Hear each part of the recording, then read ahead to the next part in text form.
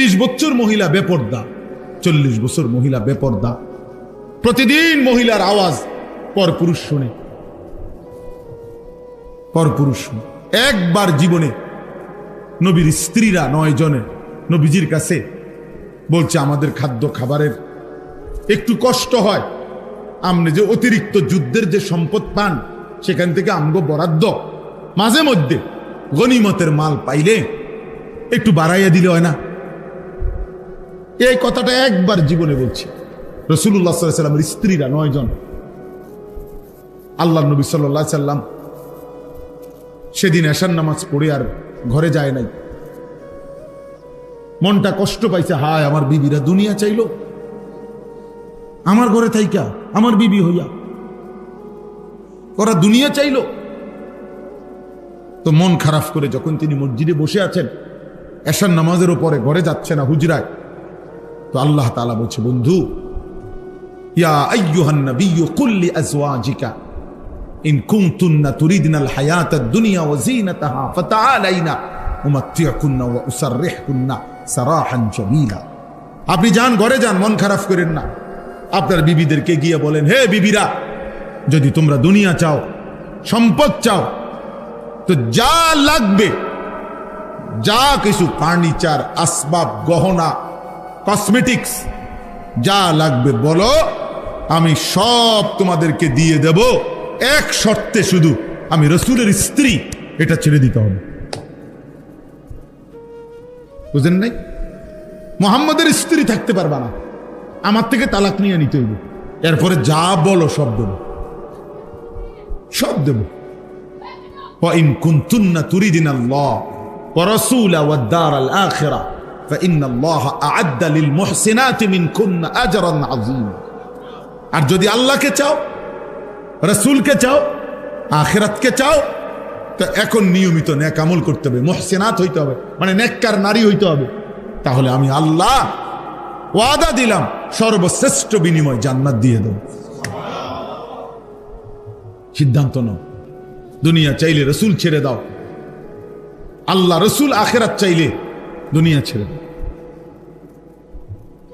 আল্লাহ নবী সাল্লাল্লাহু আলাইহি সাল্লাম আম্মা জান আয়েশা রাদিয়াল্লাহু তাআলা আনহাকে বলছে, ঘরে আয়েশা নবীর স্ত্রী আয়েশাকে, আয়েশা শোনো, তোমাদের দাবি দেওয়ার ক্ষেত্রে আল্লাহর পক্ষ থেকে এখন আয়াত নাজিল হয়েছে, আমি শুনাইতেছি, তবে ভূমিকা বলছে নবী একটা, যে আয়াতটা বলার আগে আগে শোনো, তৎক্ষণাৎ জবাব দিও না। তুমি বাকি 8 জনের লগে মিটিং করো, মশওয়ারা করো, পরামর্শ করো, প্রয়োজনে তোমরা তোমাদের বাড়িতে যাও, যাইয়া তোমাদের আব্বা মা, ওই ছেলে ওই দিক দিয়ে জায়গা আছে তো বাবা, ওই দেখো, ওই দরজাটা দিয়ে ঢোকো, তুমি আও বাপ, এদের ঢুকে শোনো কতক্ষণ। তো দেখেন নবীজি ভূমিকা কয় যে তোমাকে আব্বা মার লগে দরকার হলে গিয়ে কি করো, বুঝ কইরো, পরামর্শ কইরো, তোমরা মিটিং করো। তো এরপর উত্তর দিলে চলবে, নগদ উত্তর দিও না। আয়েশা রাদিয়াল্লাহু তাআলা আনহা বুঝছে ঘটনা ভালো না, উনি আর বুঝুন তো, যা বুঝার বুঝাই লাইছে যে লক্ষণ বালা না, যে এমনি গুছাইতে আছে। তো বলতেছে, ইয়া রাসূলুল্লাহ, কারে কারে জিগামু এটা পরে, আগে আয়াত বলেন, মানে আল্লাহ কি নাজিল করছে এইটা না আগে কইবেন, পরামর্শ তো কার লগে করবেন সেটা আমি বুঝুন, আপনি আগে বলেন কি ঘটনা, কি আয়াত না কইবেন আগে। তো নবীজি বলছে, আল্লাহ এই আয়াত নাজিল করছে, দুনিয়া চাইলে নাও, রাসূলকে ছেড়ে দাও, আখিরাত চাইলে আল্লাহকে চাইলে, রাসূলকে চাইলে অপেক্ষা করো, আখিরাত মিলবে, আজরে আজিম মিলবে, জান্নাত মিলবে। আম্মা জান আয়েশা রাদিয়াল্লাহু তাআলা আনহা বলেন, আল্লাহর কসম ইয়া রাসূলুল্লাহ, কাউকে জিজ্ঞেস করতে হবে না, বাকিদের লগো পরামর্শের দরকার নাই, মা বাবার পরামর্শ দরকার নাই। যদি আপনাকে হারাইতে হয়, দুনিয়া যদি আমি 100বারও পাই, আমি এমন দুনিয়া চাই না।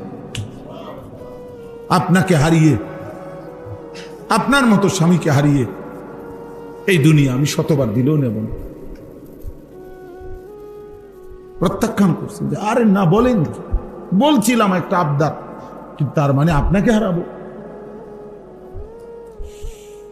হ্যাঁ, ইয়া নিসা আন-নবী মান ইয়াতি মিনকুন্না বিফাহিশাতিন মুবায়্যিনাহ ইউদাআফ লাহাল আযাবু দি'ফাইন। وكان ذلك على الله يسيرا। আল্লাহ বলে দিলেন, হে নবীর স্ত্রীগণ, ইমানদার নারীগণ, শুনে নাও, তোমাদের মধ্য থেকে যে কেউ যেই কোন রকমের অশ্লীলতা বেহায়াপনা করবে, নারী হয়েও আমি আল্লাহ ওয়াদা দিলাম, কোন ইমানদার নারী যদি জিনা, ব্যভিচার, বেহায়া, হারাম সম্পর্ক কোন ছেলের সাথে, ভিন পুরুষের সাথে, অবিবাহিত কিংবা বিবাহিত, যে কোনো অবৈধ সম্পর্ক, গুনাহের কোনো কিছু করবে, অশ্লীলতা, বেহায়াপনা, আল্লাহ বলেন আমি ওয়াদা দিলাম, ইউদাআফ লাহাল আযাবু দি'ফাইন, তাকে তার প্রত্যেকটা পাপের কারণে দ্বিগুণ দ্বিগুণ শাস্তি দেব। নারী হইয়া বেদ্য হইলা কেমনে? নারী হইয়া চরিত্রহীন হইলা কেমনে? নারী তো সৃষ্টিগতভাবেই লাজুকতা বেশি তার। নারীর শরীরের মধ্যে আল্লাহ হায়া বেশি দিছেন, লজ্জা বেশি দিছেন।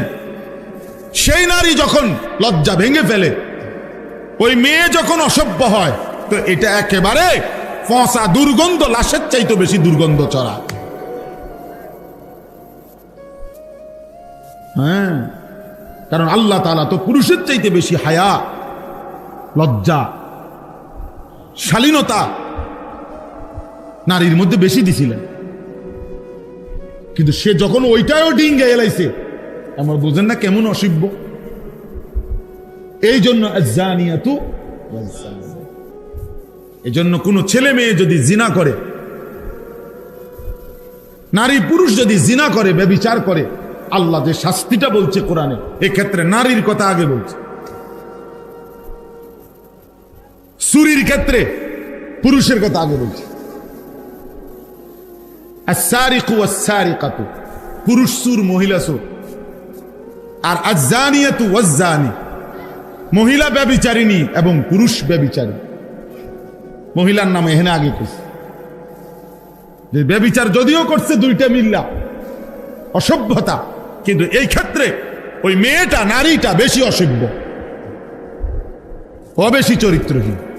কারণ আল্লাহ তাআলা পুরুষের চাইতে বেশি হায়া, লজ্জা, শালীনতা তারে দিছিল বেশি, সে ওটা ভেঙে গেছে। আল্লাহ আমাদের বোনদেরকে হেফাজত করে, আমাদের মেয়েদেরকে হেফাজত করে। তার বাবা কি মনে করবে, মা কি মনে করবে, গ্রামবাসী কি মনে করবে, ওর দুই পয়সা ওটা দাঁড় দাঁড়ান, এইটা হে কিছুই মনে করে। কার কি মনে হয়, দূর, আমনের মন লই আমনে থাকে। আমার যেটা ভালো লাগছে আমি এটা, আমার যেটা মন চায় আমি এটাই করি। এরকম লাগাম ছাড়া, বাঁধন হারা, শৃঙ্খল হারা ছাড়া আমাদের হালাতে খুব বেশি পরিমাণ আমাদের হালাত এমন যে চারিদিকে গুনাহের দিকে আহ্বান। রাসূলুল্লাহ সাল্লাল্লাহু আলাইহি ওয়াসাল্লাম বলছেন, একটা জামানা আসবে যখন তোমাদেরকে দুআতুন আলা আবওয়াবি জাহান্নাম, জাহান্নামের দরজায় আহ্বানকারী হবে অগণিত। সবাই যেন ডাকতেছে জাহান্নামের, নাচ, গান, নারী, ছবি, অশ্লীলতা, বেহায়াপনা। এবং একটা সময় এমন হবে শত শত গুনাহ এটাকেই মনে করবে যে এটাই শরীয়ত, এটাই আগের থেকে চলে আসছে, এটাই নিয়ম, এটাই ইসলাম। গান, বাদ্য, বর্তমানে অনেক এরকম যে স্পষ্ট শিরিক, কিন্তু হে মনে করে এটা ইবাদত। স্পষ্ট বিদআত, সে মনে করে এটা কি ইবাদত। স্পষ্ট হারাম, সে মনে করে না এটা নেকি, পুণ্য। এদিন আশ্চর্য আয়াত পড়লাম, কোরআন শরীফের আয়াত, মনে হয় যেন নতুন পড়লাম, যে আমাদের নবী সাল্লাল্লাহু আলাইহি ওয়াসাল্লাম যখন মক্কায়, তো ইসলাম পূর্ব যুগে মক্কার কুরাইশরা আল্লাহর ঘর কাবার চতুর্দিকে অসংখ্য লোক উলঙ্গ হয়ে তাওয়াফ করত। উলঙ্গ হয়ে। রাসূলুল্লাহ সাল্লাল্লাহু আলাইহি ওয়াসাল্লাম যখন কালেমার দাওয়াত শুরু করলেন, ইসলামের প্রচার প্রসার, তো এইটাকে নবীজি স্পষ্ট নিষেধ করলেন, আল্লাহ তাআলা নিষেধ করলেন এবং বললেন এটা একটা অশ্লীলতা, অসভ্যতা। একজন নারী, একজন পুরুষ, তরতাজা জোয়ান মানুষ এভাবে উলঙ্গ হয়ে তাওয়াফ করবে সব মানুষের সামনে, এটা অসভ্যতা না?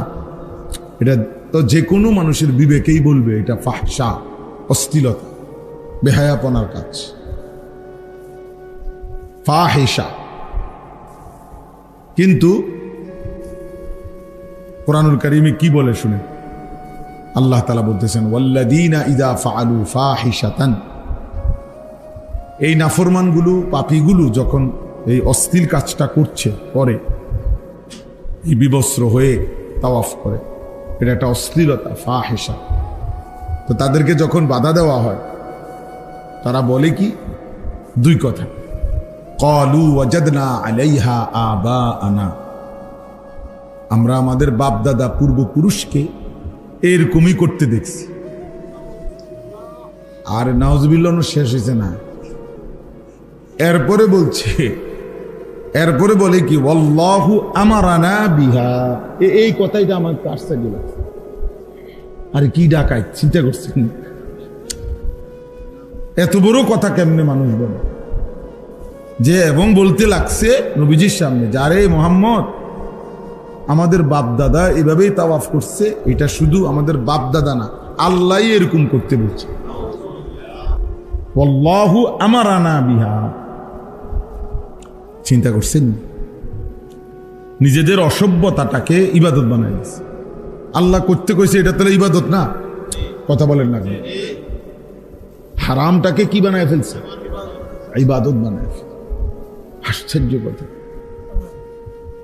তো আল্লাহ তাআলা বলছে, কুল, হে নবী আপনি বলুন, ইন্নাল্লাহা লা ইয়া'মুরু বিল ফাহশা, নিশ্চয়ই আল্লাহ কখনোই এমন অশ্লীল, এমন অসভ্য কথার আদেশ করতেই পারে না। মানুষের সুস্থ স্বাভাবিক বিবেক, ফিতরাত, একজন লোকের গায়ে দুর্গন্ধ, গোসল নাই, পাক নাফাকের কোনো হদিস নাই, মুখ কোনায়, চেহারা কোনায়, চুল কোনায়, কোনো কিছুর আগা মাথা নাই, আপনার কাছে এর মনে হয়েছে বুজুর্গ, আপনার আকলে সেলিম, যেটা সুস্থ বিবেক, এটা মরে গেছে। এটা বোঝা উচিত, স্বাভাবিক মানুষের একটা বিবেক থাকা উচিত। তা আল্লাহ তাআলা বলছেন, আল্লাহ তো এমন অসভ্যতা যে উলঙ্গ তাওয়াফ করবে, এটা বলতেই পারে না। আতাকুলুনা আলাল্লাহি মা লা তা'লামুন, আরে তোমরা কি আল্লাহর ব্যাপারে এমন কথা বলছো যে ব্যাপারে তোমরা জানো না? আন্তাজি বলে দিলা। আল্লাহ পাক নিজে বলতেছে, বন্ধু বলেন যে তোমরা এটা কি বললে। এনে আসেন, এনে আসেন, সাদাল ভাই এনে আসেন। তো তোমরা আল্লাহর ব্যাপারে কি বলে দিলা? এটা এমন কথা মানুষ বলে যে আল্লাহ করতে বলছে, নাউজুবিল্লাহ। এই জন্য বললাম, আসলে বাস্তবতা হলো এটা যে আমাদের হালাত অনেক বেশি বিগড়ে গেছে। আমরা, আমাদের কাছে এখন অন্ধকারটা আলো মনে হয়, আলোটা অন্ধকার মনে হয়। লাইট জ্বালাইলে কষ্ট হয়, লাইট বন্ধ থাকলে ভালো হয়। মানে অন্ধকার থাকলে সয়ে যায়, লাইট জ্বালাইলে হঠাৎ চোখ, আরে কি রে, লাইট জ্বললে কারেন্ট আইছে, আলো জ্বললে কষ্ট হয়। একটা ছেলেকে আপনি শুধু একবার বলবেন নামাজের কথা, পাক নাফাক হালাল হারামের কথা, তো সে উত্তেজিত হয়ে যায়। তারে বলেন কোন মেয়ের সাথে অবৈধ সম্পর্ক হারাম, এটা ঠিক না, তুমি কিভাবে করছো, তুমি এত বড় অন্যায়, তো তার মেজাজ বিগড়ে যায়। যা ভাত খেতাম না, বললেন আপনি, মানে হের মা এটা কইলো কা, যা খাইলাম ভাত হালাই দিয়ে দিই। মার উপরে জিদ দেখ, মা এটা বললো কা, কিরে ফুট তুই যে সারাদিন মোবাইল টিপো, এক ওয়াক্ত নামাজ পড়ো না, মনে করেন বললো যা ভাত খেতাম, 3 দিন আর ভাত খেতাম, হোটেলে খাবে। বন্ধু বান্ধব শয়তান তো আরো আছে এই সাথে, বাকি শয়তানরা খাওয়াবে, বুঝেন নাই? তো এইভাবে প্রতিনিয়ত আমরা বিগড়ে যাচ্ছি। উল্টোটাই ভাও মনে হয়, ভাওটাই উল্টো মনে হয়। এই কারণে বাস্তবতা হলো, এখন একজন হোক, 10 জন হোক, 2 জন হোক, যার যার সাধ্য মতো প্রত্যেকের জায়গা থেকে মানুষকে আল্লাহর দিকে ফেরানোর জন্য আরো ভিন্ন ভিন্ন পদ্ধতি গবেষণা করে, চিন্তা করে, ফিকির করে, শরীয়তের সীমারেখা ঠিক রেখে উদ্ভাবন করা উচিত। তোমরা আরো বুদ্ধি বাইর করা উচিত। তোমরা দুজন আরো কি হইতে পারে? আলহামদুলিল্লাহ একসময় তোমাদের মধ্যে ফিকির ছিল যথেষ্ট, কখন সদবদ্ধ, বুঝো নাই কথা? 3 বেতন কোনো ফিকির হইতে পারে না। ফিকির হবে উম্মতের ফিকির, মানুষের পরিবর্তনের ফিকির। আরো কি হইতে পারে? ফেনী জামিয়া রশিদিয়ার হজরত মাওলানা মুফতি শহীদুল্লাহ সাহেব, হজরতের কিতাব আমার গাড়িতে আছে, উনি বলছেন বর্তমানে যে একটা সময় ছিল ইসলাম, মানুষ পীর সাহেব, বুজুর্গ, আউলিয়া, খানকা, কোন আল্লাহওয়ালার কাছে যাইতেন অন্তরের ইসলার জন্য। মূলত মানুষের ভিতরের যে মন্দ আখলাক ছিল, এই মন্দ আখলাকটা দূর করে উত্তম আখলাক সজ্জিত করা। হিংসা, লোভ, বদরাগ, এরকম অপরের সুখ দেখে যা গা জ্বলে, কৃপণ, বিভিন্ন রকমের ত্রুটি, তো এইটা অন্তর থেকে দূর করে উত্তম স্বভাব দিয়ে ধৈর্য, সহ্য, শুকর, সবর, উত্তম গুণগুলো দ্বারা অন্তরকে সুসজ্জিত করা। এটাই ছিল আগে খানকার মেহনত, আউলিয়াদের মেহনত, পীর বুজুর্গের মেহনত, ইসলাহি মেহনত, ইসলাহে নফস যেটাকে বলে। আত্মশুদ্ধি মানে অন্তরের কি বুঝেন নাই মারুফ ভাই? অন্তরের শুদ্ধি। হযরত বলেন যে, আশ্চর্য কথা মহিউদ্দিন হযরত বলতে চাচ্ছে, কয় যে আগে এটা ছিল একজন মুসলমান স্বাভাবিকভাবেই বুঝবার পর থেকেই সে বুঝতো যে অজু, নামাজ, সূরা, কেরাত, দোয়া, কালাম, নামাজ, বাহ্যিক এই আমলগুলো, পাক নাফাক, হালাল হারাম, এটা আমি তো শিখতেই হবে। এটা আবার একারে কেউ 10 বছর আমার বুঝাইতে হইব আমি মুসলমান, এইটার ভাবনাও ছিল না মানুষের, হিসাবটা বুঝছি না। আগে এটা সবাই বুঝতো যে এগুলো আমার এমনিতেই কি করতে হবে, শিখতে হবে। আর অতিরিক্ত আরো বাহ্যিকটা তো এমনি ঠিক করে নিত, আর অন্তরটা ঠিক করার জন্য আল্লাহওয়ালার কাছে যাইত। হযরত বলেন এখন আইসার সময়ের ব্যবধান হয়েছে, এখন আর এটা ইসলাহে নফস নাই, ইসলাহে জাহের, ইসলাহে বাতেন। চিন্তা করছেন নি কথাটা? দুইটাই সংশোধন এখন যুগ। একজন 60 বছরের মুসলমানেরও 4টা সূরা শুদ্ধ নাই, তো এবার আপনি ভিতর ঠিক করবেন কি? এবার মুখ দিয়ে যে সূরা কেরাত পড়ে এইটাই শুদ্ধ নাই, এবার অন্তরের মধ্যে আপনি আলোকিত করবেন, এবার বাহিরের তো অবস্থা খারাপ, এবার বিড়ির গন্ধে এবার কাছে যাওয়া যায় না, এবার অন্তর আপনি কি ঠিক করবেন? এবার মুখেই তো গন্ধ, এবার মুখেই তো দুর্গন্ধ। গালি ছাড়া উনি আক করলে গাইল, কথা কইতে পারে না, কথা বললেই উনি কি বুড়া মানুষ, এমন গালি দেয়, কোন জন্তু জানোয়ারও এমন গালি দিবার কথা না। এমন নিকৃষ্ট মা নিয়া, বোন নিয়া কথা বলতেই এমন বাজে কথা বলে, ছি ছি। তাহলে এর এই সংশোধন কে করবে বলেন?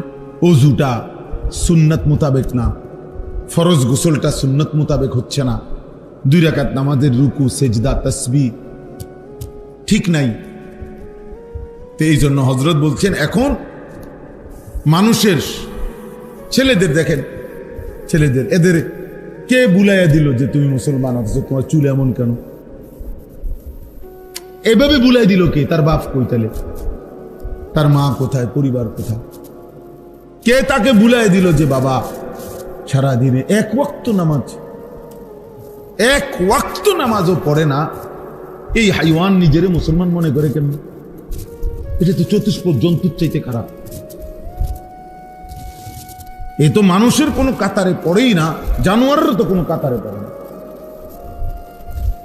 এ তো পশুর কোনো কাতারেও পড়ে না।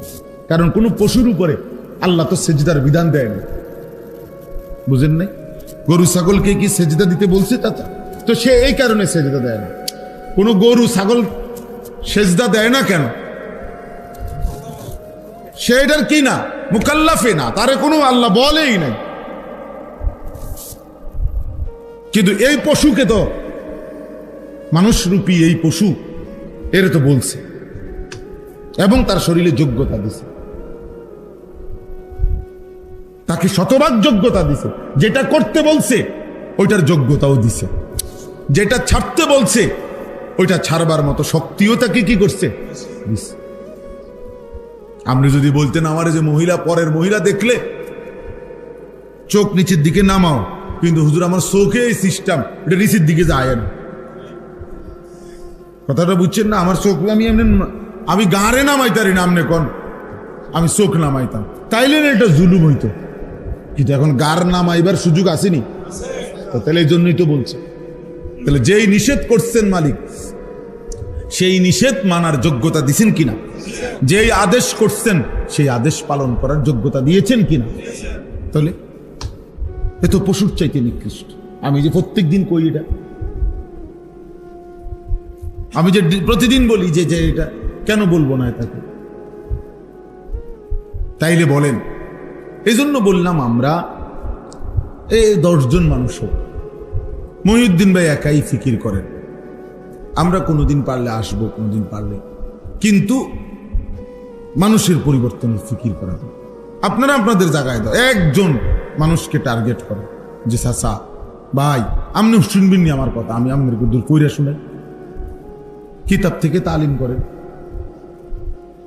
কিতাব থেকে তালিম করেন, একজনকে শুনে। আপনি মারুফ বাড়ি নিয়ে বসেন, বলবে আমনে আমি ঠিক হই, চলেন। যেখানে একটা যৌক্তিক একটা কথা বলি শুনবেন, এখানে কেউ একজন যদি আতর লাগায় ভালো সুগ্রাণওয়ালা, আমরা যদি খুঁজেও না পাই কে আতর লাগাইছে, গান কিন্তু না গেলাম। এখানে কোনো এক কোনার মধ্যে যদি পায়খানা লাগে, কারো পায়ে, কারো হাতে, কারো কোনা খান দিয়া, আমরা সবাই কিন্তু যদি নাও খুঁজে পাই, যদি স্বীকারও না করে, দুর্গন্ধ তো না গেলেন। অতএব আলো ফুটলেই, একজনেই ফিকির করলে, একজন মানুষও যদি আলোকিত হয়, ওই আলো ছড়াবেই, ওই আলো ছড়াবে, ওই আলো ছড়াবে।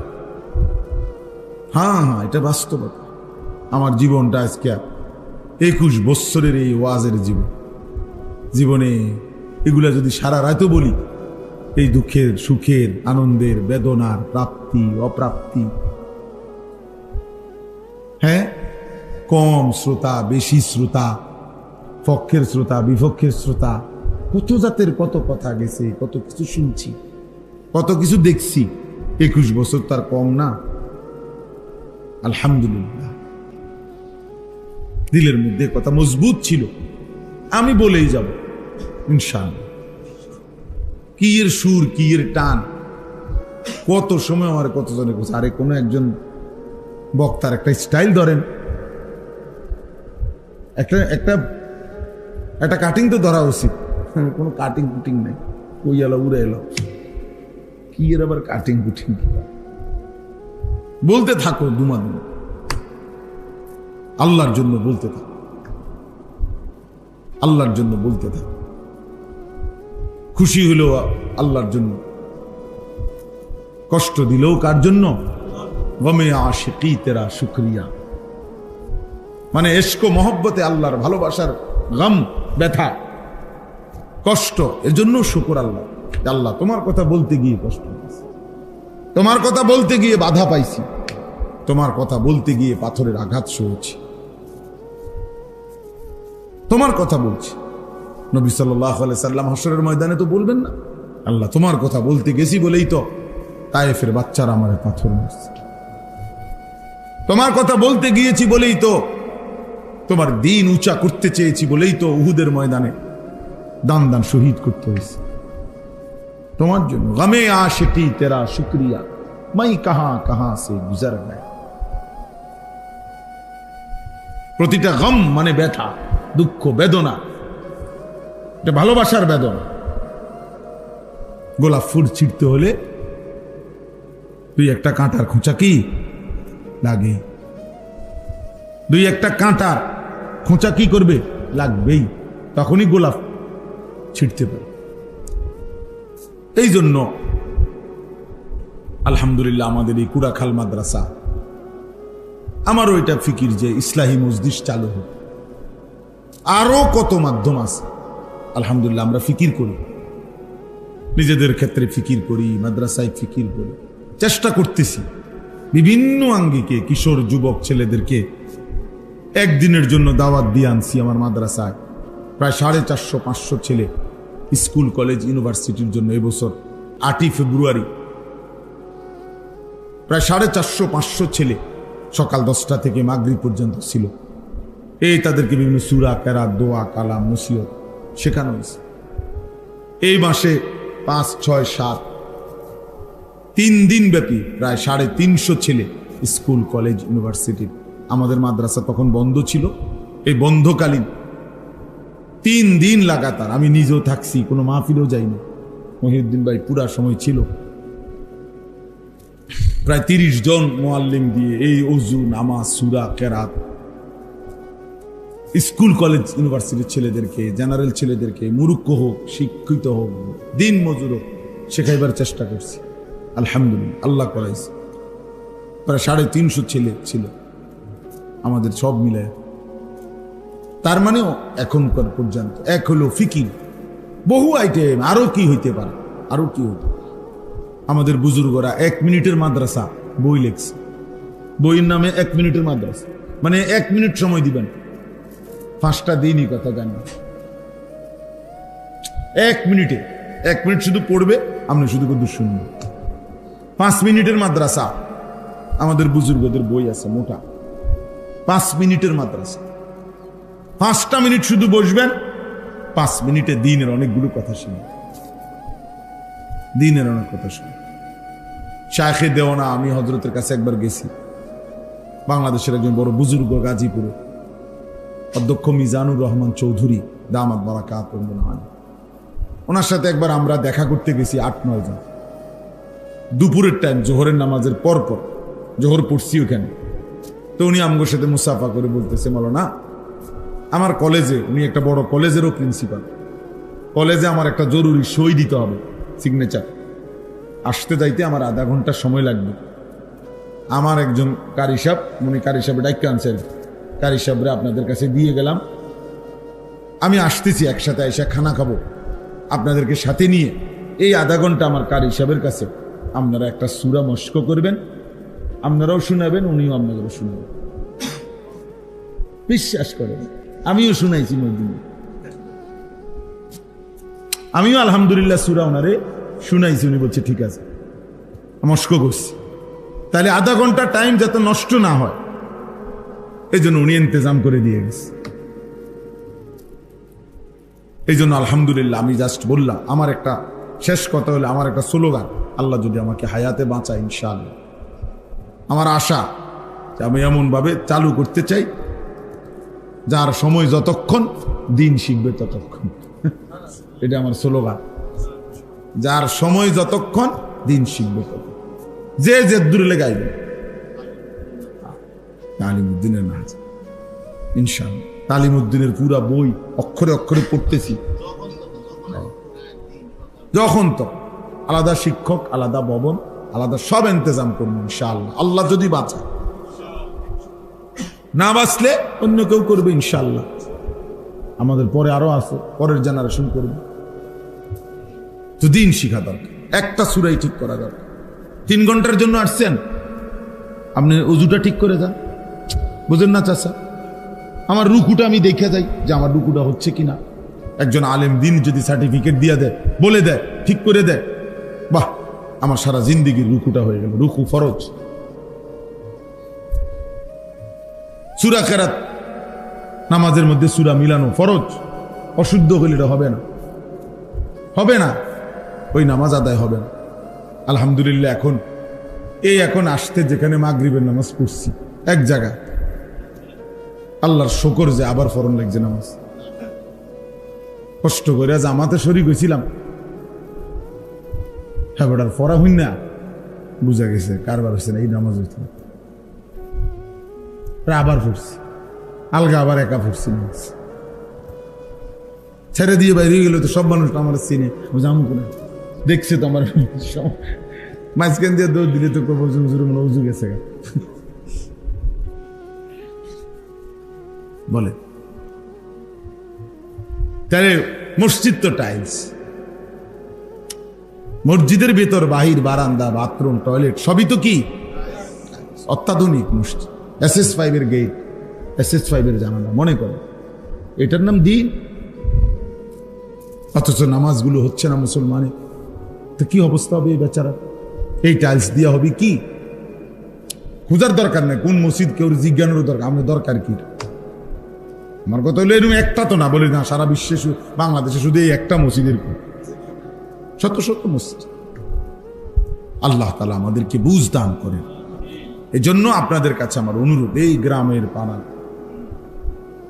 এই বাড়ির যারা আছেন, যে কয়জন আছেন, আপনারা ফিকির করবেন, উদ্যোগ নেবেন।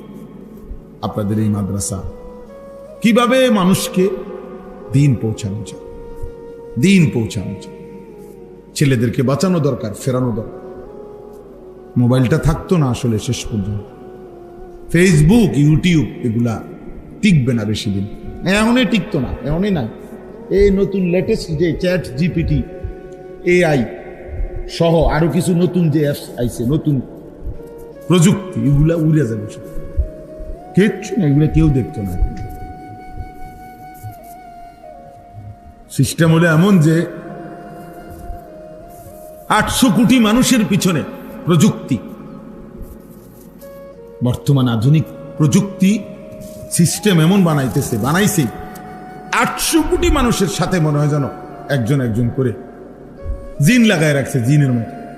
অর্থাৎ আপনার চিন্তা, চেতনা, ইচ্ছা, আকাঙ্ক্ষা, ভাবনা কি, ওইটা পর্যন্ত সে বলে দিবে।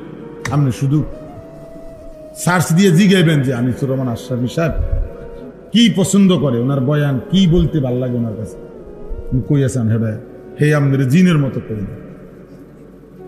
হ্যাঁ তুমি দেখো AIতে আমার নামে জিগাই দেখেন কি করে, ঠিক যেটা আপনারা শুনছেন এমনই করি।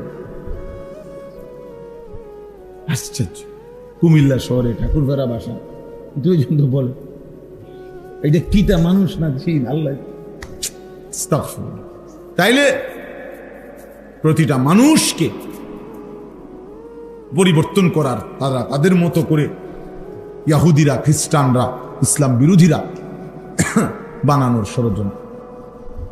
চুল, চেহারা, লেবাস, পোশাক তো বদলেই দিছে, দেখলে কি আর বোঝা যায় এক নজরে সে মুসলমান? দাড়িবিহীন মানুষ কেমনে বুঝবেন সে মুসলমান? চুল কাফের বেঈমানের মতো কেমনে সাক্ষী দিবেন কিভাবে, কোন যুক্তিতে? ও মুসলমান কিসে? এক ওয়াক্ত নামাজ পড়ে না কোনোদিন মসজিদে, আর আপনি কিভাবে সাক্ষী দিবেন মুসলমান?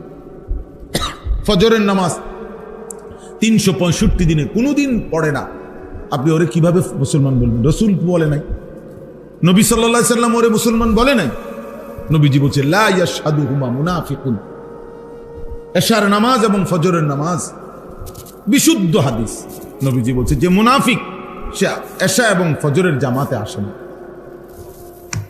তাহলে ফজরের নামাজের অনুপস্থিত ব্যক্তির জন্য নবীজি কি পরিচয় দিচ্ছেন বলেন না কেন? তাহলে সুপারিশ কে করবে? তার আব্বায়, তার বাফিনি সুপারিশ করবে। হ্যাঁ, আপনি ফজরের নামাজ পড়েন না, আপনারে আপনার নবী বলছে মুনাফিক তুই, তাহলে এবার হেরে সুপারিশ কে করবে? তার আব্বাইনি সুপারিশ করবে, তার দাদানি সুপারিশ করবে। বলেন, সুপারিশ যিনি করবেন তিনি তো বলতেছেন সে মুনাফিক, কথা বোঝেন নাই, তাই কে সুপারিশ করবে? তাই আপনি বলেন, বলো ছেলেরা, তোমার নবী যে তোমার সুপারিশ করবে, তো তিনি তো বললো তুমি মুনাফিক, তো মুনাফিকের জন্য উনি সুপারিশ করবে কিভাবে? কাফেরের জন্য উনি সুপারিশ, তিনি বলছেন মান তারাকা সালাতাম মুতাআম্মিদান ফাকাদ কাফারা। হাদিস কিনা? আল্লাহর নবী বলেন যে ইচ্ছে করে নামাজ ছেড়ে দিল ফাকাদ কাফারা। বলেন চাচা, অর্থ আমনেও বুঝবেন এটা, ওই দেহটাই তো বুঝছি। ফাকাদ কাফারা, সে কুফরি করল। শায়েখ বলছে, আল্লামা মুফতি মুশতাকুর নবী সাহেব হুজুর বলছে, মুহাদ্দিসিনের ব্যাখ্যা তো পরে, আগে তরজমা কোন, পরে না ব্যাখ্যা করবেন। না, তরজমা বলেন আগে, লফজি তরজমা বলেন, শাব্দিক তরজমা বলেন। ফাকাদ কাফারা অর্থ কি? কুফরি করল। সে যেন কুফরি করলো, সে যেন বেঈমান হয়ে গেল। আর কি বলতো নবী? বাংলা বলতো আর মাথার বাড়ি দিত। আর নবীজি বললেন, জামাতে আসলা না, আমার মন চাই করে ঘর সহ আগুনে পুড়াই ফেলি। বলে নাই আল্লাহ রাসূল, বিশুদ্ধ হাদিস, লা উহাররিকান্না বুয়ুতাহুম। আমার মন চাই যে মানুষগুলো নামাজের জামাতে আসে না, রাসূল সাল্লাল্লাহু আলাইহি সাল্লাম বলে, আমার মন চাই আমি তাদের ঘরগুলো আগুনে পুড়াই ফেলি। তার শুদ্ধ আফু, কি পরিমাণ রাগ করছে নবী! কথা বলেন না, না এটা খুব আদর করে কইছে না, এই কথার দ্বারা বোঝা গেছে নবী এর প্রতি খুব আদর। আদর তাইলে তাইলে আপনি ফজরের নামাজ জামাতে পড়বেন না, নবী আপনার আদর। আল্লাহ নবী কি বললেন? আচ্ছা, এটা কেন বললেন?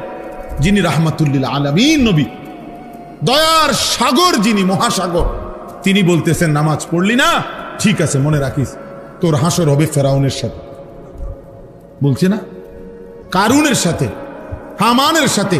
উবাই ইবনে খালাফ মক্কায় নবীজির বিরোধিতাকারীদের মধ্যে সবচেয়ে বেশি যারা বিরোধিতা করছে নবীজির, এর মধ্যে একজন উবাই ইবনে খালাফ, আবু জাহেল, আবু লাহাবের মতো নিকৃষ্ট কাফের। রাসূল আর কি বলতো? আর কি বলতো? হাই সিকিউরিটি সেল আছে কারাগারে, অর্থাৎ সবচেয়ে দুর্ধর্ষ আসামি যেখানে রাখা হয়। রাসূল বলছে, বেনামাজি তোরে ফেরাউনের লগে দাঁড় করানো হবে, মনে রাখিস। তোরে কারুনের সাথে, নমরুদের সাথে দাঁড়। পৃথিবীতে উদাহরণ দেওয়ার মতো একজন ছেলে বলো বাবা, তুমি বুঝো, পৃথিবীতে উদাহরণ দেওয়ার মতো এর চাইতে বড় কোনো কাফের আছে? তো নবীজি সাল্লাল্লাহু আলাইহি সাল্লাম কি পরিমাণ গুসা করছে কথার, নাকি এটা আদর করে বলছে, না মস্কারি করছে, ঠাট্টা করে? রাসূলুল্লাহ সাল্লাল্লাহু আলাইহি সাল্লাম যেটা বলছে এটা ঠাট্টা করে বলছে কোন? আমি না, এটা মনে এমনি কইছি, আরে আসলে কোনো এরম হইতো না তো। তাইলে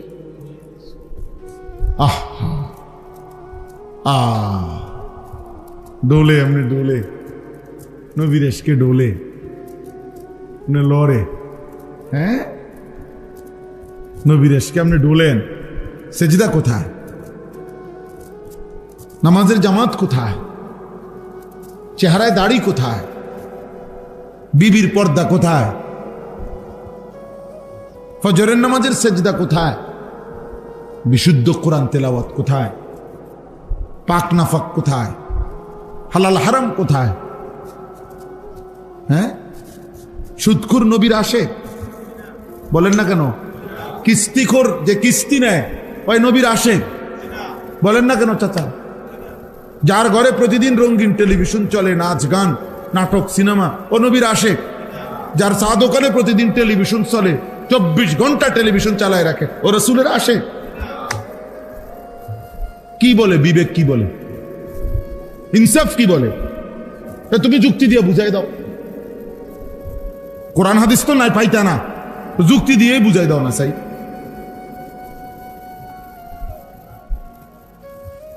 অথচ আল্লাহ তাআলা নবী সাল্লাল্লাহু আলাইহি ওয়াসাল্লামকে কি পরিমাণ ভালোবাসতেন, কি পরিমাণ ভালোবাসতেন, কি পরিমাণ মহব্বত করত। পুরাটা জীবন খুঁজে খুঁজে আমরা সেই নবীর বিরোধিতা করে করে, অথচ আমরা রাসূলুল্লাহ সাল্লাল্লাহু আলাইহি ওয়াসাল্লামের ভালোবাসার দাবি করছি।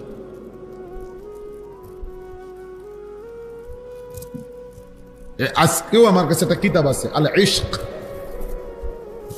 ইশক কই না আমরা, যে আশেক, ইশক এই কিতাবের নামে, এটা আমার গাড়িতে আছে, মানে পড়ার জন্য আনছি, পড়ি আর কি গাড়ির বসে। ওইখানের মধ্যে লিখছে ইশক কাকে বলে, ইশক কাকে বলে। ইশক বলা হয় তাজাউযু হাদ্দিল মুহাব্বা, ভালোবাসা মহব্বতের সীমা অতিক্রম করা। ভালোবাসা মহব্বতের সীমা কি করে ফেলা, অতিক্রম। তাহলে যদি কেউ আশেক হয়, এটা তো ভালোবাসার চূড়ান্ত স্তর, যে যেখানে কোনো নিয়ম কানুনে মানে না, শুধু ভালোবাসে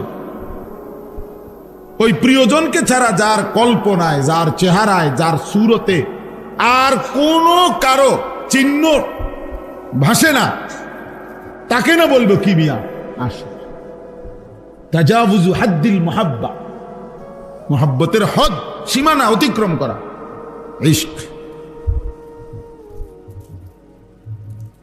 এজন্য ইসলামের মধ্যে এটা খুব চাইছে এমন কিচ্ছু না।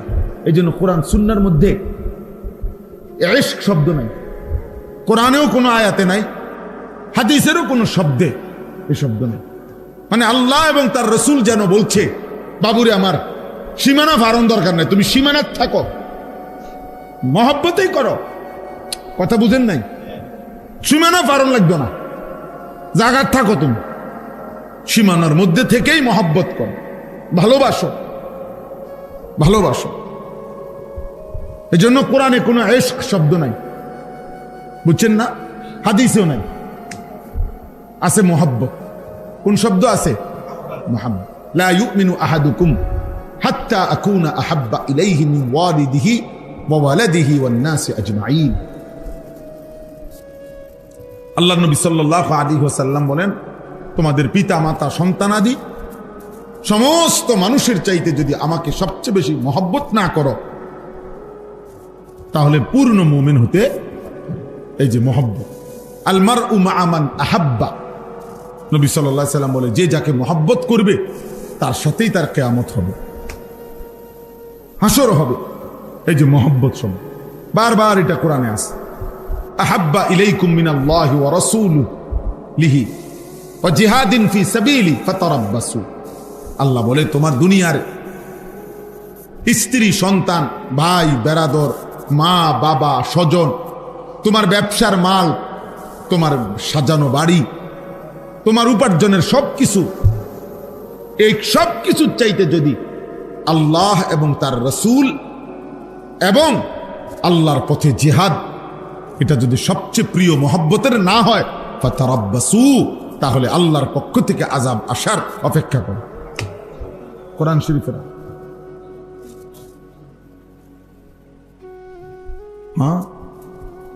ইন্নামা ওয়ালিয়ুকুমুল্লাহ ওয়া রাসূলুহু ওয়াল্লাযীনা আমানু আল্লাযীনা ইউকিমুনাস সালাহ।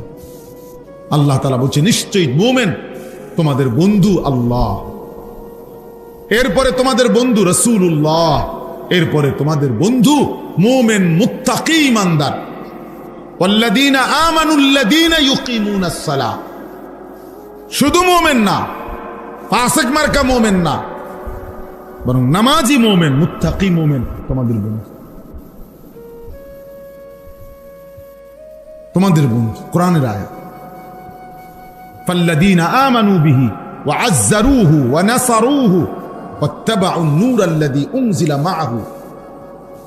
আল্লাহ তাআলা বলছেন, উলাইকা হুমুল মুফলিহুন, যারা আমার রাসূলের প্রতি ঈমান আনবে, আমার রাসূলকে দ্বীনের কাজে সাহায্য করবে, আমার রাসূলকে সম্মান করবে, আমার রাসূলের উপরে নাজিলকৃত কোরআনকে অনুসরণ করবে, আল্লাহ বলেন, আমি বলে দিলাম নিশ্চিত তারা সফল, কামিয়াব, জান্নাত। অনুসরণ করতে হবে।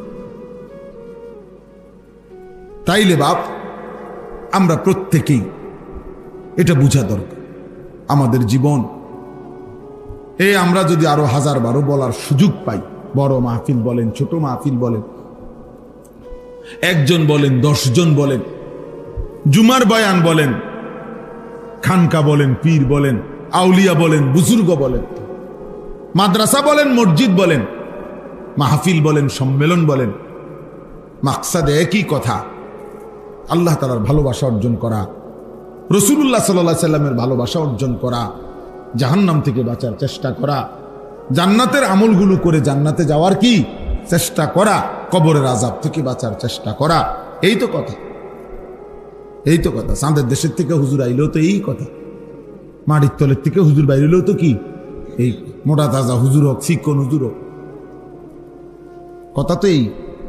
ঘুরে ঘাড়ে এগুলোকেই ভিন্ন ভিন্ন আঙ্গিকে বলতেছে, আলাদা আলাদা বলার দ্বারা এক ধরনের, এটার মধ্যে একটা মজা পাওয়া যায় যে এক এক সময় এক একজন থেকে শুনলাম কথা একই, ঠিক আছে, সেটা তো দূষণীয় না, কিন্তু মূল মাকসাদ তো আখিরাত। মূল মাকসাদ কি? আখিরাত। আমাদের জীবন আখিরাত, আমাদের জিন্দেগি আখিরাত। আমরা ভুলে গেলেও আখিরাত হবে। আমরা যদি নিজের জীবনে এক বিন্দু কদর না করি, এই রং তামাশা, ফুর্তি, আনন্দ, এগুলোতে আমরা শেষ করে ফেলি, আল্লাহকে যদি আমরা ভুলে যাই। কিন্তু এরপরেও আমাদের বাস্তবতা এটাই যে আমাদেরকে কবরে যাইতে হবে, আল্লাহর সামনে যেতেই হবে, আল্লাহর মুখোমুখি হতে হবে। আল্লাহর ক্ষমতা, আল্লাহর নজর, এখান থেকে আমাদের কোনো আড়াল করার সুযোগ নাই। আছে কোনো? আছে না। আল্লাহ তাআলা আমাদের জন্য রাসূল সাল্লাল্লাহু আলাইহি সাল্লামকে দিয়েছে যে তোমাদেরকে আমি কষ্ট করে কোনো কিছু গবেষণা করে বের করতে হবে না, আমি প্র্যাকটিক্যাল, আমি কোরআন সুন্নাহর মধ্যে যা বলেছি আমার নবী সাল্লাল্লাহু আলাইহি সাল্লামের জিন্দেগীর মধ্যে তা বাস্তবায়ন করে দেখায় দিছি। শুধু যদি এখন বলতো যে আল্লাহ বলছে নামাজ আদায় করো, তো আমরা যদি মিটিংয়ে বইতে হইতো নামাজ কয় রাকাত পড়লে ভালো হয়, কোন টাইমে পড়লে ভালো হয়, রুকুটা আগে দিলে ভালো হয় না সেজদা আগে দিলে ভালো হয়, সেজদা দুটো দিবেন না রুকু দুটো দিবেন, চিন্তা করে চান কার কি খেয়াল কোন। তো এইভাবে যদি আমরা মিটিং করে 2 রাকাত নামাজ ঠিক করতে হয়, আপনি কোন না এমন অবস্থাটা কি টাইমটা মিলান যাবো? 5 ওয়াক্তের টাইমটা মিলানো যাবো, রুকু সেজদা মিলানো যাইব, কি পিঠা লাগবো, আর বাকি কাম তো পরে, আরো তো আমল রয়েছে এই বকর, এগুলার বেড়া এগুলা থো, আগে তো নামাজে ঠিক করতে পারিয়েন না। হ্যাঁ, সাহাবায়ে কেরামের জীবনে এমন হয়েছে। রাসূলুল্লাহ সাল্লাল্লাহু আলাইহি সাল্লাম একবার শুধু মশওয়ারা করতে চাইছে, আজান মানে কেমনে ডাকলে ভালো হয় নামাজের জন্য।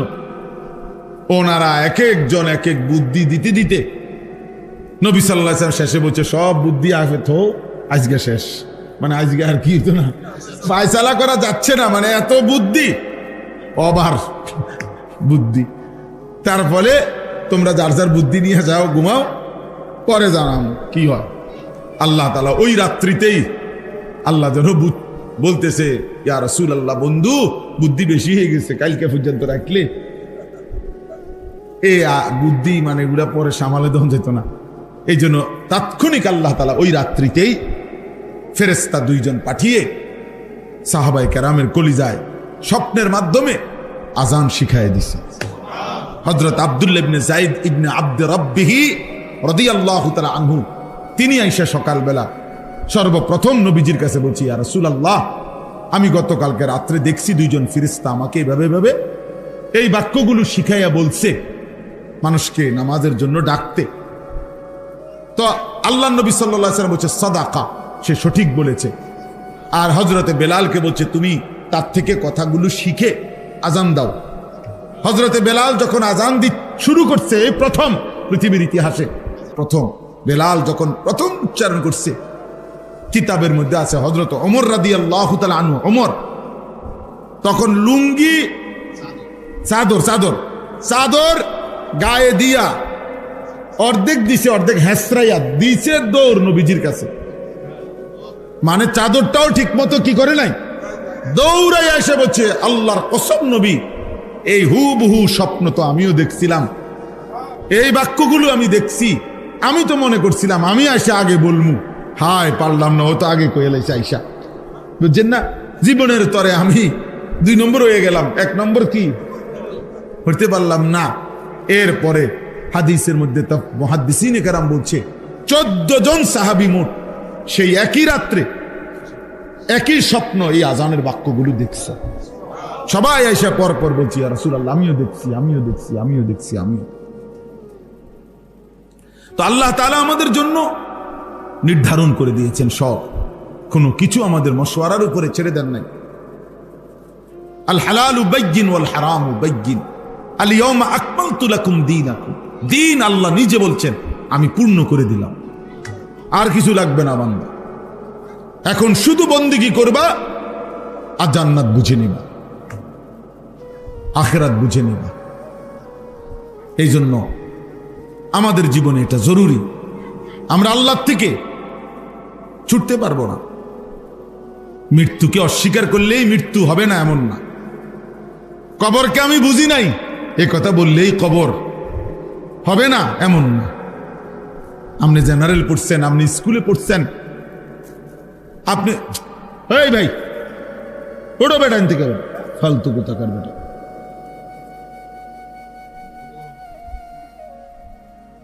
তুমি শুনবা না তোমার বয়ান, তামাশা আর কি। হের একটু ফর হেরটা হের ছবি উড়ায়, নিজে নিজে উড়াইতে আছে, আর কি কয় না করি দিয়ে আমি কিনব। জি তাইলে কিন্তু ছুটে গেছে কথা। স্টপ।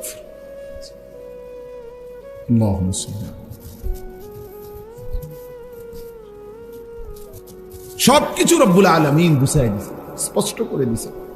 23টা বছরে নবী সাল্লাল্লাহু আলাইহি সাল্লাম বলছেন ওয়াল্লিমুকুম কুল্লা শাই আনা লাকুম মিসলাল ওয়ালিদ, আমি এক পিতার মতো উম্মত, আমি তোমাদেরকে সব শিখিয়ে যাব, সব বলে যাব। একটা নখ কোন দিক থেকে কাটবে বলে গেছে, 1 গ্লাস পানি পান করতে কয় নিঃশ্বাস সেটা বলে গেছে, নিঃশ্বাসটাকে গ্লাসের ভিতরে ফেলবে না বাইরে ফেলবে সেটা বলে গেছে, দেখাই গেছে। বাম পাও দিয়ে বাথরুমে ঢুকবো না ডান পাও দিয়ে ঢুকবো, এটা পর্যন্ত উম্মতকে শিখাই গেছে। আবার বের হইতে সময় ডান পাও দিয়ে বাইর হইব না বাম পাও দিয়ে বের হবে, উম্মতকে এটা বলে দিছে। 3টা ডিলা লইব না 4টা ডিলা লইব, এটা বলে দিছে। কোন জিনিস দ্বারা ডিলা নিবে, কোন জিনিস দ্বারা ডিলা নিতে পারবে না, এটা হাড্ডি হইলে নেওয়া যাবে না, এটা গোবর হইলে নেওয়া যাবে না, এটা গাছের পাতা হইলে নেওয়া যাবে না। কথার কথা, কোনটা দিয়ে নেওয়া যাবে কোনটা যাবে না এটা বলে দিছে। লুঙ্গিটা কখন উঠাবে, বাথরুমের ওই বাইরে থাকতে আলগি দিয়ে লেবো মাথা নাকি কাছে গিয়ে, বলে দিছে। কোন পায়ের উপরে টয়লেটে বসে একটু ভর বেশি দিবে, এটা পর্যন্ত বলে গেছে।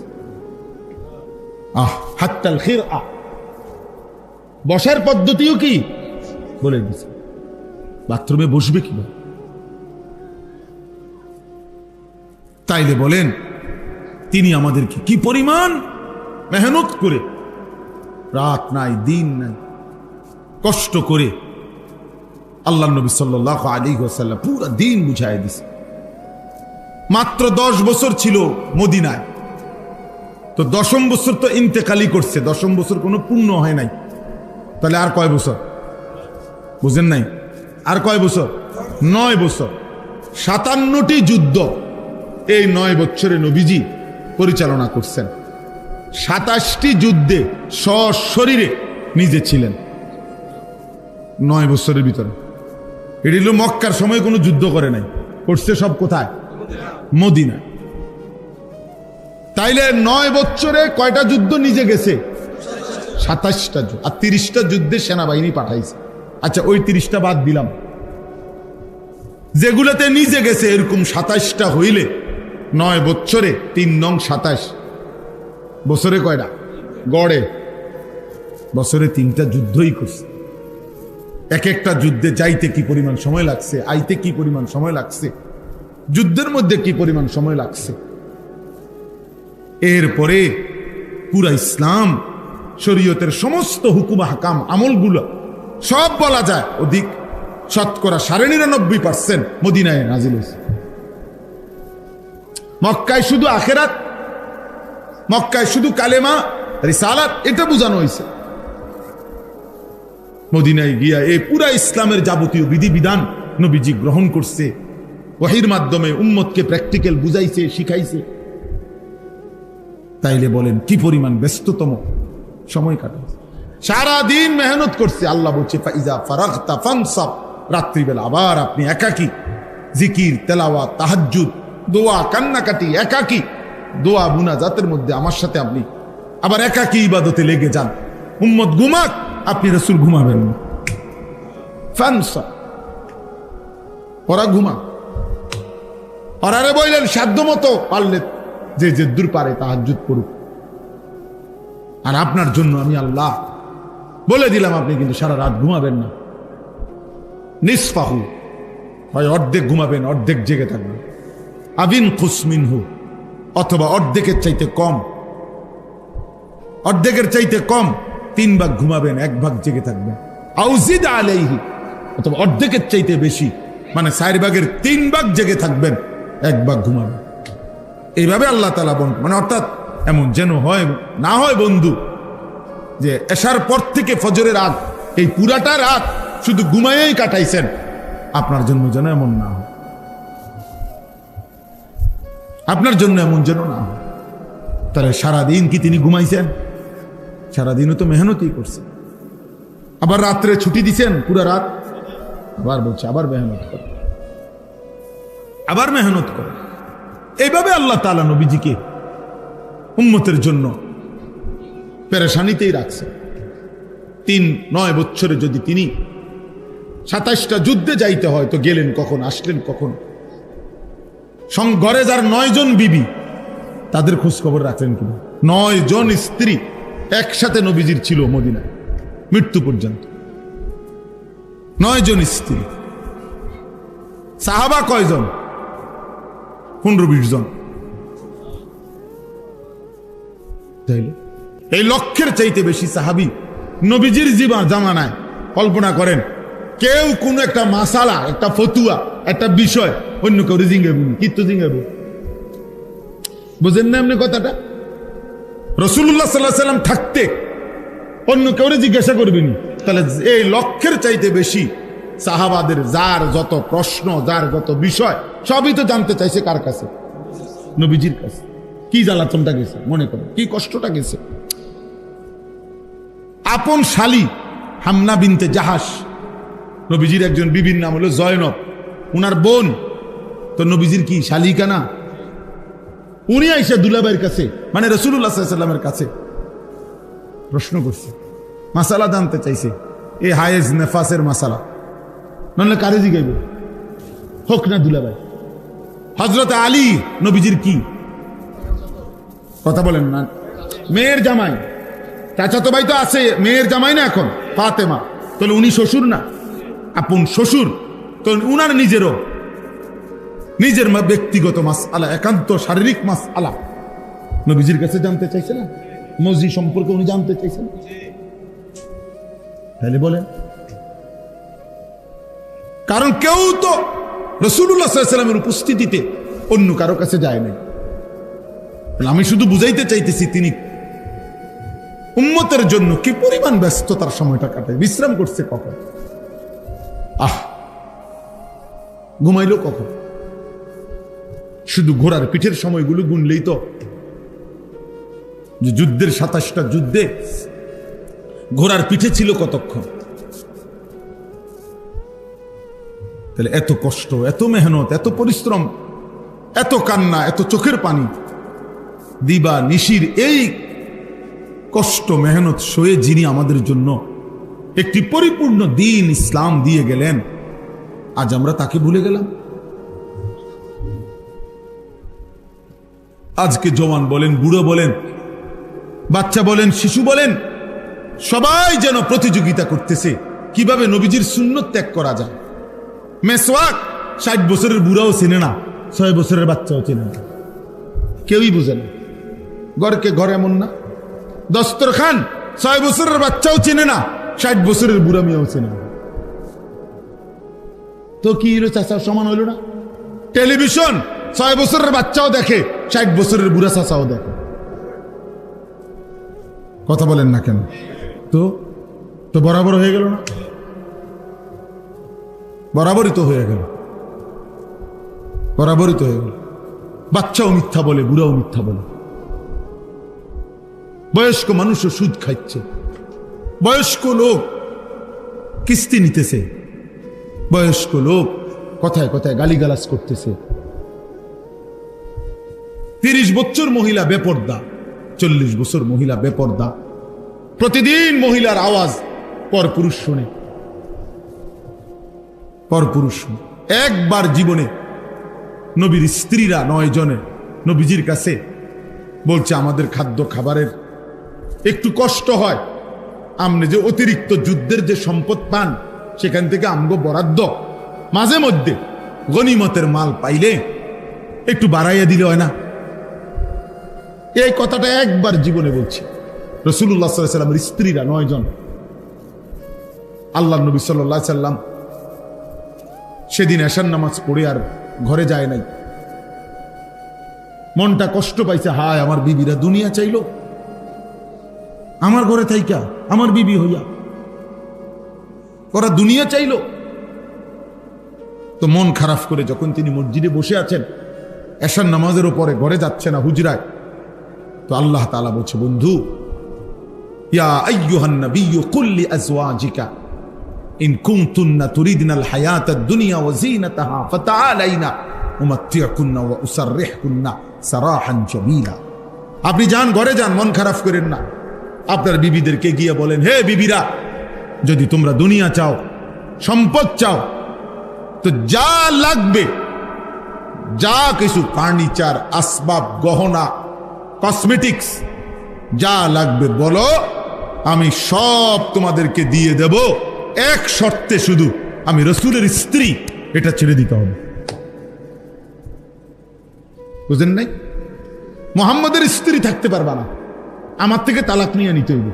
এরপরে যা বলো সব দেব, সব দেব। وَإِن كُنتُنَّ تُرِيدْنَ اللَّهَ وَرَسُولَهُ وَالدَّارَ الْآخِرَةَ فَإِنَّ اللَّهَ أَعَدَّ لِلْمُحْسِنَاتِ مِنكُنَّ أَجْرًا عَظِيمًا। আর যদি আল্লাহকে চাও, রাসূলকে চাও, আখিরাতকে চাও, তো এখন নিয়মিত নেক আমল করতে হবে, মুহসিনাত হইতে হবে, মানে নেককার নারী হইতে হবে। তাহলে আমি আল্লাহ ওয়াদা দিলাম, সর্বশ্রেষ্ঠ বিনিময় জান্নাত দিয়ে দেব। সিদ্ধান্ত নাও। দুনিয়া চাইলে রাসূল ছেড়ে দাও, আল্লাহ রাসূল আখিরাত চাইলে দুনিয়া ছেড়ে দাও। আল্লাহ নবী সাল্লাল্লাহু আলাইহি ওয়াসাল্লাম আম্মা জান আয়েশা রাদিয়াল্লাহু তাআলা আনহাকে বলছে, ঘরে আয়েশা, নবীর স্ত্রী আয়েশাকে, আয়েশা শোনো, তোমাদের দাবি দেওয়ার ক্ষেত্রে আল্লাহর পক্ষ থেকে এখন আয়াত নাজিল হয়েছে, আমি শুনাইতেছি। তবে ভূমিকা বলছে নবী একটা, যে আয়াতটা বলার আগে আগে শোনো, তৎক্ষণাৎ জবাব দিও না। তুমি বাকি 8 জনের লগে মিটিং করো, মশওয়ারা করো, পরামর্শ করো। প্রয়োজনে তোমরা তোমাদের বাড়িতে যাও, যাইয়া তোমাদের আব্বা মা, ওই ছেলে ওই দিক দিয়ে জায়গা আছে তো বাবা, ওই দেখো, ওই দরজাটা দিয়ে ঢোকো, তুমি আও বাপ, এদের ঢুকে শোনো কতক্ষণ। তো দেখেন নবীজি ভূমিকা কয় যে তোমাকে আব্বা মার লগে দরকার হলে গিয়ে কি করো, বুঝ কইরো, পরামর্শ কইরো, তোমরা মিটিং করো। তো এরপর উত্তর দিলে চলবে, নগদ উত্তর দিও না। আয়েশা রাদিয়াল্লাহু তাআলা আনহা বুঝছে ঘটনা ভালো না, উনি আর বুঝুন তো, যা বুঝার বুঝাই লাইছে যে লক্ষণ বালা না, যে এমনি গুছাইতে আছে। তো বলতেছি, ইয়া রাসূলুল্লাহ, কারে কারে জিগামু এটা পরে, আগে আয়াত বলেন, মানে আল্লাহ কি নাজিল করছে এইটা না আগে কইবেন। পরামর্শ তো কার লগে করবেন সেটা আমি বুঝুন, আপনি আগে বলেন কি ঘটনা, কি আয়াত না কইবেন আগে। তো নবীজি বলছে, আল্লাহ এই আয়াত নাজিল করছে, দুনিয়া চাইলে নেও, রাসূলকে ছেড়ে দাও। আখিরাত চাইলে আল্লাহকে, চাইলে রাসূলকে, চাইলে অপেক্ষা করো, আখিরাত মিলবে, আজরে আজিম মিলবে, জান্নাত মিলবে। আম্মা জান আয়েশা রাদিয়াল্লাহু তাআলা আনহা বলেন, আল্লাহর কসম ইয়া রাসূলুল্লাহ, কাউকে জিজ্ঞেস করতে হবে না, বাকিদের লোক পরামর্শের দরকার নাই, মা বাবার পরামর্শ দরকার নাই, যদি আপনাকে হারাইতে হয়, দুনিয়া যদি আমি শতবারও পাই, আমি এমন দুনিয়া চাই না। আপনাকে হারিয়ে, আপনার মতো স্বামীকে হারিয়ে এই দুনিয়া আমি শতবার দিলেও নেব না। প্রত্যাখ্যান করছি যে আরে না, বলেন বলছিলাম একটা আবদার, কিন্তু তার মানে আপনাকে হারাবো। হ্যাঁ, ইয়া নিসা আন-নবী মান ইয়াতি মিনকুন্না বিফাহিশাতিন মুবায়্যিনাহ ইউদাআফ লাহাল আযাবু দি'ফাইন ওয়া কানা যালিকা আলাল্লাহি ইয়াসীরা। আল্লাহ বলে দিলেন, হে নবীর স্ত্রীগণ, ইমানদার নারীগণ, শুনে নাও, তোমাদের মধ্য থেকে যে কেউ যেই কোন রকমের অশ্লীলতা বেহায়াপনা করবে, নারী হয়েও আমি আল্লাহ ওয়াদা দিলাম, কোন ইমানদার নারী যদি জিনা, ব্যভিচার, বেহায়া, হারাম সম্পর্ক কোন ছেলের সাথে, ভিন পুরুষের সাথে, অবিবাহিত কিংবা বিবাহিত, যে কোনো অবৈধ সম্পর্ক, গুনাহের কোনো কিছু করবে, অশ্লীলতা, বেহায়াপনা, আল্লাহ বলেন আমি ওয়াদা দিলাম, ইউদাআফ লাহাল আযাবু দি'ফাইন, তাকে তার প্রত্যেকটা পাপের কারণে দ্বিগুণ দ্বিগুণ শাস্তি দেব। নারী হইয়া বেদ্য হইলা কেমনে? নারী হইয়া চরিত্রহীন হইলা কেমনে? নারী তো সৃষ্টিগতভাবেই লাজুকতা বেশি তার। নারীর শরীরের মধ্যে আল্লাহ হায়া বেশি দিছেন, লজ্জা বেশি দিছেন। সেই নারী যখন লজ্জা ভেঙে ফেলে, ওই মেয়ে যখন অসভ্য হয়, তো এটা একেবারে ফসা দুর্গন্ধ, লাশের চাইতে বেশি দুর্গন্ধ চড়া। হ্যাঁ, কারণ আল্লাহ তাআলা তো পুরুষের চাইতে বেশি হায়া, লজ্জা, শালীনতা নারীর মধ্যে বেশি দিছিলেন। কিন্তু সে যখন ওইটাও ডিঙ্গে এলাইছে, আমার বুঝেন না কেমন অসভ্য। এই জন্য আয-যানিয়াতু ওয়াজ-যানি, এই জন্য কোন ছেলে মেয়ে যদি জিনা করে, নারী পুরুষ যদি জিনা করে, ব্যভিচার করে, আল্লাহ যে শাস্তিটা বলছে কোরআনে, এক্ষেত্রে নারীর কথা আগে বলছে। চুরির ক্ষেত্রে পুরুষের কথা আগে বলছে। আস-সারিকু ওয়াস-সারিকাতু, পুরুষ চোর, মহিলা চোর। আর আয-যানিয়াতু ওয়াজ-যানি, মহিলা ব্যভিচারিণী এবং পুরুষ ব্যভিচারী। মহিলার নাম এখানে আগে কইছে যে ব্যভিচার যদিও করছে দুইটা মিল্লা, অসভ্যতা, কিন্তু এই ক্ষেত্রে ওই মেয়েটা, নারীটা বেশি অসভ্য, ও বেশি চরিত্রহীন। কারণ আল্লাহ তাআলা পুরুষের চাইতে বেশি হায়া, লজ্জা, শালীনতা তারে দিছিল বেশি, সে ওটা ভেঙে গেছে। আল্লাহ আমাদের বোনদেরকে হেফাজত করে, আমাদের মেয়েদেরকে হেফাজত করে। অনেক বাবা আছেন অবুঝ বাপ, নিজের আদরের মেয়েটাকে কিছু বখাটে রাস্তার কিছু নষ্ট দুশ্চরিত্র ছেলের জন্য মেয়ের এই বেপর্দা জিন্দেগি মেনে নিচ্ছে। অপদার্থ বাপ বুঝে তার মেয়েটারে যে রাস্তায় যারা দেখবে তাকাইয়া, ওইগুলা হলো চরিত্রহীন লম্পট কিছু মানুষ, এরপরেও সে মেনে নিচ্ছে, যা ঠিক আছে আমার জি যাও, এমনি চলো। বেগায়রত পুরুষ, আত্মসম্মান, আত্মমর্যাদাহীন পুরুষ, আত্মমর্যাদাহীন মানুষ। এই জন্য আমরা ইনশাআল্লাহ, আমার কথা হলো, আমরা এমন শ্রেষ্ঠতম রাসূল পেলাম, আমাদের জীবনে এটাই সবক। এই রবিউল আউয়াল মাস আসতেছে, রবিউল আউয়াল হোক আর রবিউল সানি হোক, মুহররম হোক আর সফর হোক, কেউ গালি দেখ আর মন্দ দেখ, যাই বলুক, খোদার 12 মাস আমরা এক কথাই বলে যাই যে আমরা রাসূলুল্লাহ সাল্লাল্লাহু আলাইহি ওয়াসাল্লামের অনুসরণ চাই। সোজা কথা। গালি দেখ ভাই, কোনো অসুবিধা নেই, এ গালি হুনতে হুনতে তো 21 বছর গেছে গা, আর অসুবিধা নেই। ওয়াহাবি বলুক, ওয়াহাবির আব্বা বলুক, ওয়াহাবির দাদা বলুক, চাচা বলুক, জেঠা বলুক, সমস্যা নাই, কিন্তু আমরা এটাই বলে যাব যে রাসূলুল্লাহ সাল্লাল্লাহু আলাইহি ওয়াসাল্লামের ভালোবাসা মানে নবীজিকে শতভাগ অনুসরণ করা। নবীজিকে শতভাগ কি করা? অনুসরণ। এটাই ভালোবাসা। যে অনুসরণ করে সেই ভালোবাসে, যে ভালোবাসে সে অনুসরণ। অনুসরণ এটা একদম সহজ হিসাব। আল্লাহ তাআলা আমাদেরকে বুঝার তৌফিক দান করে। এবার শুনেন, আমি যে আয়াত 10টা পড়ছি, ছোট্ট ছোট্ট আয়াত, এগুলো তর্জমা বলি, ব্যাখ্যা করতে হবে না, এই শুধু তর্জমা করলেই বুঝবে। সূরা বালাদ, কোরআনুল কারীমের 30 নম্বর পারা, 90 নম্বর সূরা। সূরা বালাদ একটা সূরা, ছোট্ট সূরা। এই সূরাটা পড়ছি 10টা আয়াত, মানে পুরা সূরাটার মধ্যে 20টা আয়াত, ছোট্ট ছোট্ট আয়াত। এর অর্ধেক আমি পড়ছি, 10 আয়াত বরাবর। আল্লাহ তাআলা বলতেছেন, লা উকসিমু বিহাদাল বালাদ। আল্লাহ বলছেন, বন্ধু কসম করতেছি আমি এই নগরীর, মক্কা নগরীর। আল্লাহ কসম করে বলছে। একটা কথা সামনে বলবে, ওইটা বলার জন্য কসম করছে। কসম করছে কিসের? মক্কা নগরীর। কিসের? আবার বলে, লা উকসিমু বিহাদাল বালাদ, আমি কসম করছি বন্ধু এই মক্কা নগরী। তাফসীরের মধ্যে আছে, আল্লাহ যখন কোনো বস্তুর কসম করে নিশ্চয়ই ওই বস্তুর মধ্যে কোনো বিশেষত্ব আছে, এজন্য রব্বুল আলামিন ওই বস্তুর কসম করছে।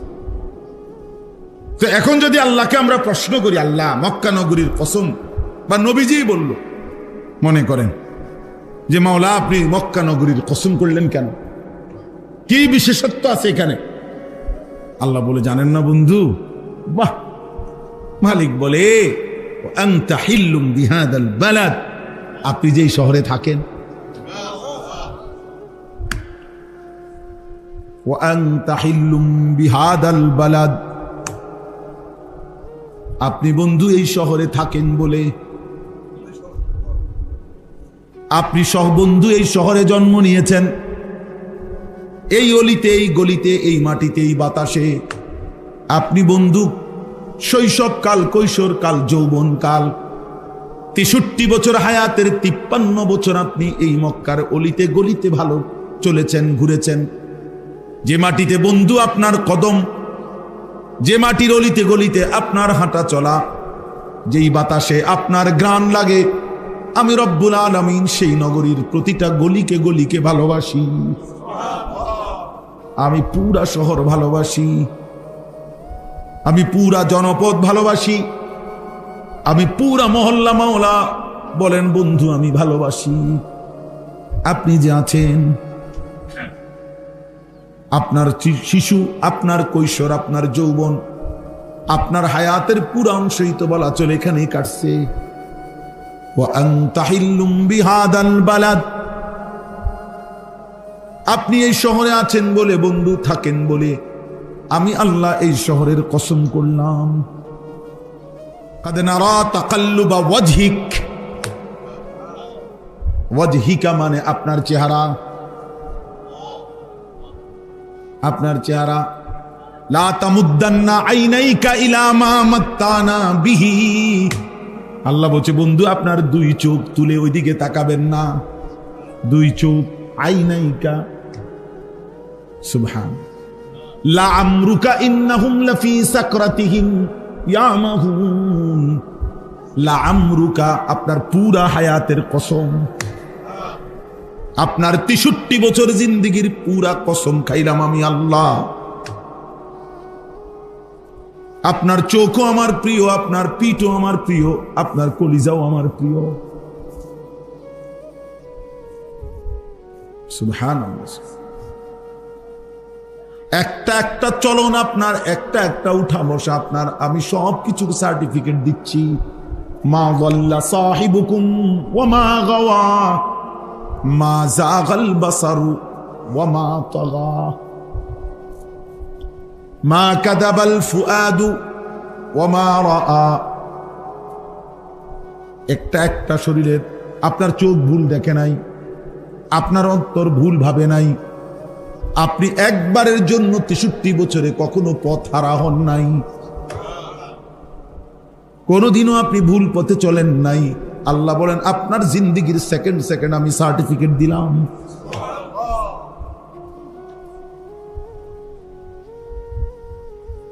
এক মিনিট মিনিট সনদ দিলাম আমি।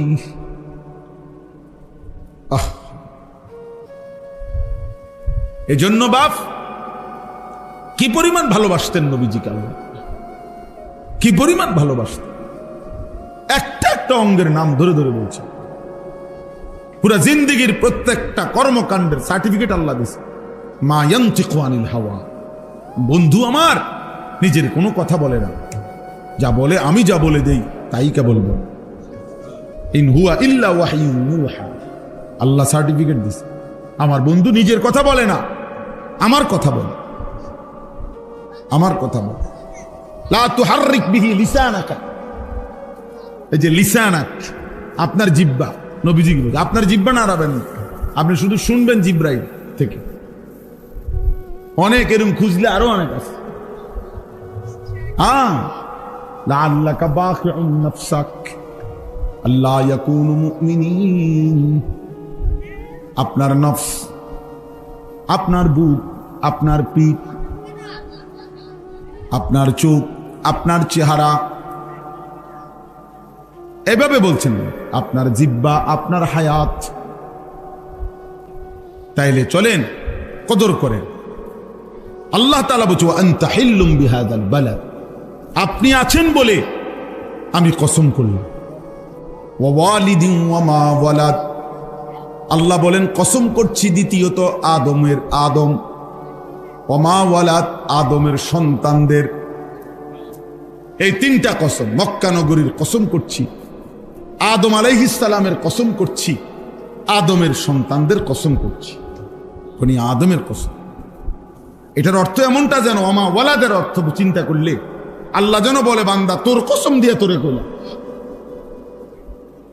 তোর কসম দিয়ে তোরে বললাম, তুই আমার আদম থেকে সৃষ্টি সন্তান, তোর কসম করেও বললাম। কিয়ামত পর্যন্ত বনি আদমের কসম করে আমি আল্লাহ বললাম লাকাদ খালাকনাল ইনসানা ফি কাবাদ, একটার পর একটা কষ্ট, একটার পর একটা কষ্টের ধাপ অতিক্রম করে আমি আল্লাহ তুই মানুষকে সৃষ্টি করেছি।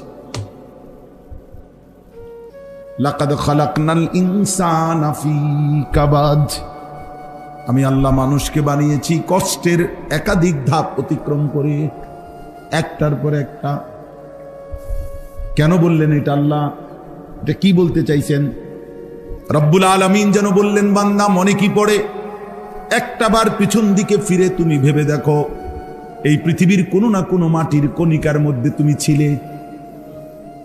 আমি রব্বুল আলামিন লম্বা সময় পরে একদিন ওই মাটি থেকে নির্ধারিত ফুল ফল ফসল উৎপন্ন করেছি।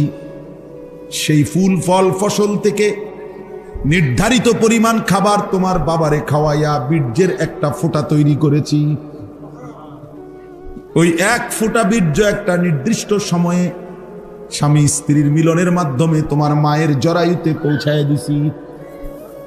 মায়ের জরায়ুর মধ্যে, মায়ের রেহেমের মধ্যে আবার দীর্ঘ 9 মাস, একদিন 2 দিন না, এক টানা 9 মাস আমি রব্বুল আলামিন এক ফোঁটা হতো না, এক ফোঁটারও তো 1000 ভাগের 1 ভাগও হবে না, এই এক জাররা ফোঁটার মধ্যে আমি আল্লাহ এমন সুন্দর সব কিছু আমি করে সুম্মা সাবিলা ইয়াসসারা, মায়ের পেট থেকে নির্দিষ্ট পথে আমি আল্লাহ বের করে নিয়ে আসলাম।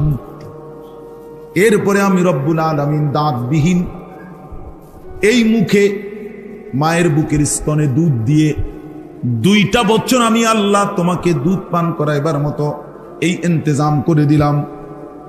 2 বছর পরে এই ছোট্ট শরীরের মধ্যে আমি আল্লাহ সামান্যটুকু অল্প অল্প খাবারের মাধ্যমে এই তামাম পৃথিবীর মাধ্যমে আমি আল্লাহ তো তোমাকে লালন পালন করতে করতে করতে আজ যখন 16 বছর বয়সে নিয়ে আসলাম, আজ বুঝি বান্দা আমারে চেনো না। এই কথাটা বলার জন্য সেদিনের সেই পিচ্চি বাচ্চা সেদিনের সেই দুধের বাচ্চা আজকে যখন 16 বছর হয়ে গেল, আজকে যখন 18 বছর হইল, এখন যখন শরীর স্বাস্থ্য সব মজবুত হয়ে গেছে, এবার বুঝি আর রব চেনো না। আয় নাফরমান, কেমন নাফরমান, এখন আর মালিক চেনে না। এখন সারা দিনে আর এক ওয়াক্ত সেজদা, একটা নামাজের সেজদা দেয় না ওই মালিক। এখন আর মালিক চেনে না, এখন আর মালিক চেনে। আমি ওই দিনও মহিউদ্দিন ভাই, এই কালকের আগের দিন 6 মাসের একটা বাচ্চা আমার কোলে দিছে, দোয়া করে দিতাম। সুন্দর ফুটফুটে বাচ্চা, অনেকক্ষণ তাকাইয়াছিলাম বাচ্চাটার দিকে। হায় হায়, কি পিচ্ছি পিচ্ছি আঙ্গুল, কি পিচ্ছি পিচ্ছি হাত, মানে কেমন যে লাগছে এটা যে, আহা। এমনও বুঝ বাচ্চা যে কোনোভাবেই একটা সেকেন্ডের অসতর্কতা, মা বাবার একটা মিনিটের অসতর্কতায় এই বাচ্চাটা কি হয়ে যাবে, শেষ হয়ে যাবে। রব্বুল আলামিন বলে, আমি আল্লাহ তাআলা 24 ঘন্টা লাহু মুআক্কিবাতুম মিন বাইনি ইয়াদাইহি ওয়া মিন খালফি ইয়াহফাজুনাহু মিন আমরিল্লাহ। কোরআন শরীফে আছে, আল্লাহ বলছে, বান্দা তোমার চারদিকে, চতুর্দিকে, সামনে পিছনে 24 ঘন্টা আমি আমার ফেরেশতা রেখেছি, আমার হুকুমে আমার ফেরেশতারা তোমার হেফাজত করেছে। কোরআন শরীফের আয়াত, লাহু মুআক্কিবাতুম মিন বাইনি ইয়াদাইহি ওয়া মিন খালফি ইয়াহফাজুনাহু মিন আমরিল্লাহ। আমার হুকুমে হেফাজত করছে তোমার। সারা রাত মা তো কোন ফাঁকে হয়তো ঘুমায় গেছে, এমন অবুঝ বাচ্চা যদি খাটের থেকে পড়ে যেত,